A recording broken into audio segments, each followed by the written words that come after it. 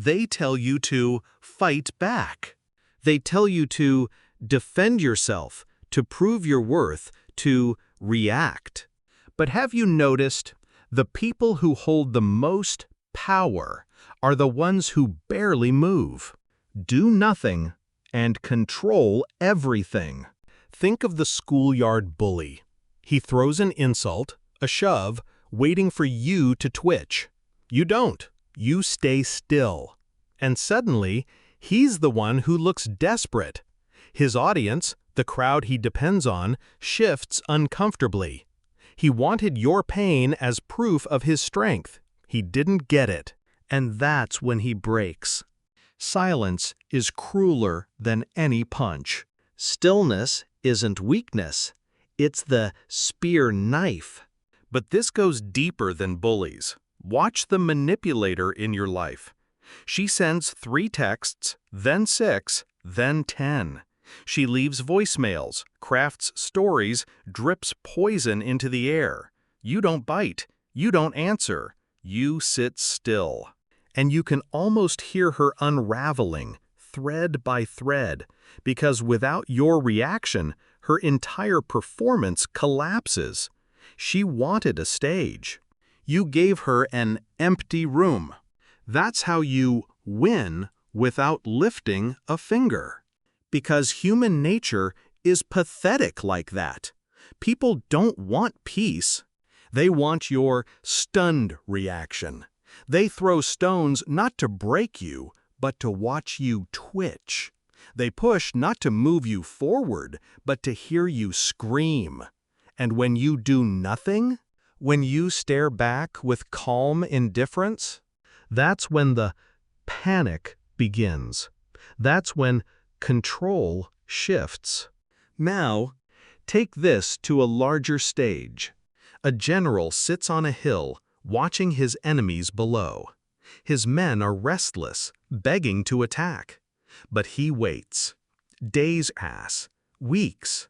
His enemies starve, argue, turn on each other. He lifts no sword. He wins by doing nothing. That's not weakness.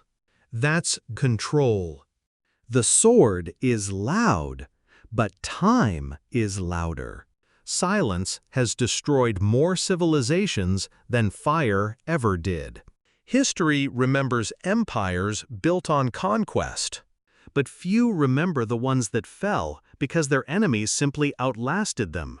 Noise burns bright and dies. Stillness lingers. It suffocates.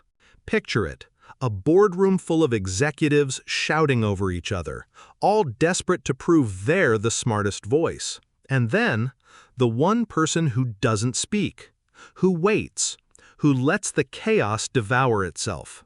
When they finally talk, every eye is forced to listen.